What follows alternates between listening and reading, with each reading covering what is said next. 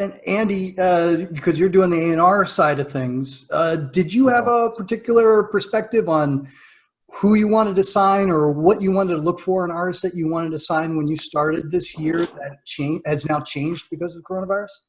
I wouldn't say a lot has changed. We still want to sign unique, great artists that we believe in. I think there is a moment of hesitancy where you're just trying to pivot on your current records and knowing that we all had things slide from 20 to 21, because as we're looking at the analytics, that people were pointing to think of what people are doing in times of uncertainty. They're eating comfort foods, they're listening to Christmas music, for Christ's sake. On the radio, Christmas songs are being played currently. So new music discovery is becoming a challenge, right? We can all listen to our, in Carl's case, our favorite Nickelback records, or in my case, a Smiths record. But we can all listen to something that we're comfortable with. But new music discovery is going to be tough. So we have a handful of artists on our roster that we're sliding, because so much of our development is dependent on touring, and that's where touring really and festivals and having the right looks, and that's where all of our worlds kind of collide there for a minute, because you got to hang your hat on the touring for the development, and when it's not there and you're seeing things slide into March of next year, and I'm hearing there's no availability from the agents that still have jobs, then we're all looking for a world of hurt. So fortunately, for Fearless, we have we have had great years in a row, and we're putting together a very productive year this year.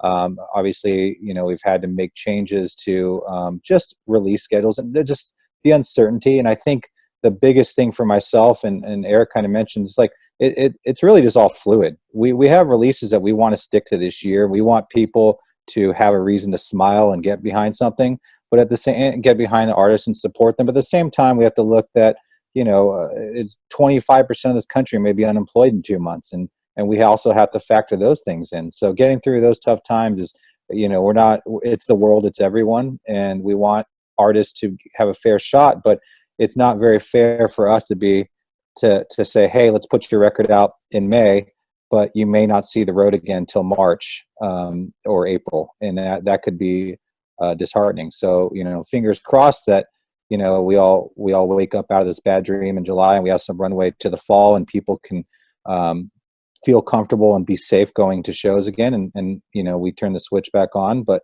I'm optimistic. I'm looking at the fall, and I think it's going to be great. It's going to be bottlenecked for sure, and I'm looking at next year, and I want everyone to recover. I want the world to recover. But in terms of signing artists, I think we're still very open to everything, all levels. Eric, is that the same with you? I'm muting. Yeah, it is. I mean, there's no change in to even just back Andy's point up, like there's no change in that strategy of signing. I think that if anything right now, unsigned artists especially have an opportunity to create, and not just create, but connect with the fans that they have. And so our strategies, we're still looking for things that are unique, interesting, and know how to connect with fans. And never was there a better time for those artists to not say the words, I need to be on tour, because you can't. So there's no excuse in that space. So yeah, nothing's really changed on the A&R front. If anything, there's an opportunity to look at more right now.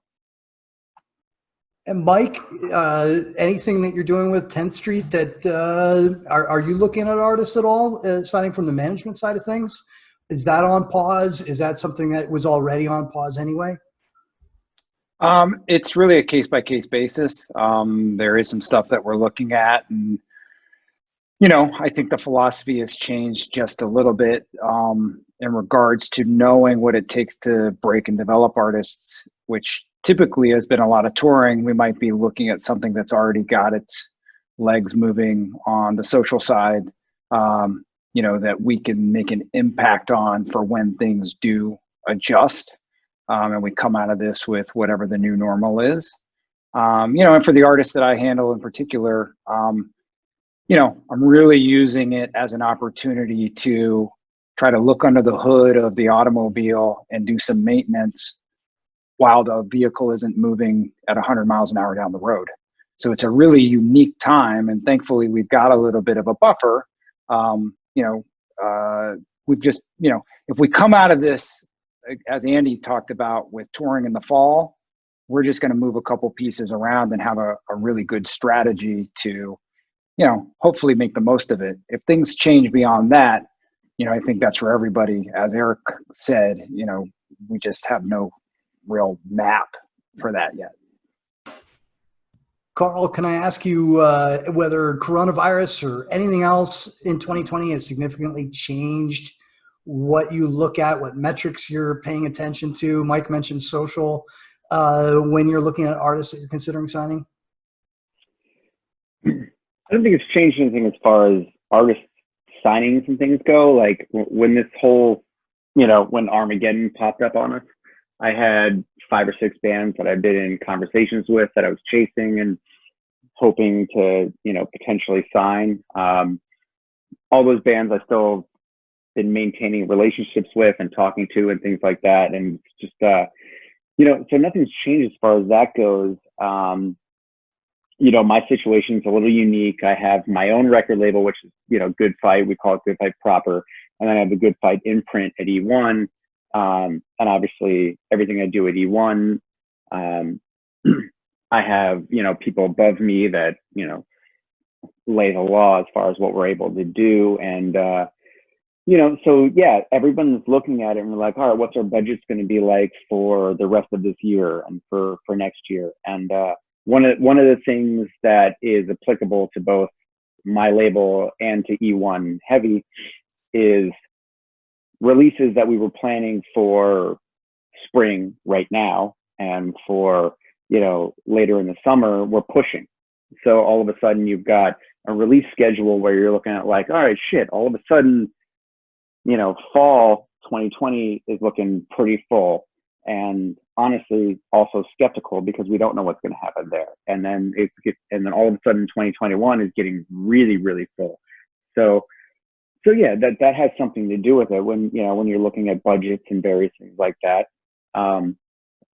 Yeah, it's how to fit everything in there. And beyond that, the responsibility to the bands that you're signing. You're like, all right, if I'm going to sign 2 or 3 bands for releases at the end of this year and in 2021, and then all of a sudden it's like, all right, now you're going to be stacked on top of, you know, these other releases, you know, potentially, you know, large releases from, you know, bigger bands as opposed to, you know, like bands that I'm signing that are developing bands, like, you know, so that absolutely takes into effect. You have to, you know, you have to do your due diligence to the artist and make sure that like the manpower of the record label is there to make sure that you can, you know, do the work for each artist as opposed to like, I don't want to put out 3 records in the same month, you know, that sort of thing.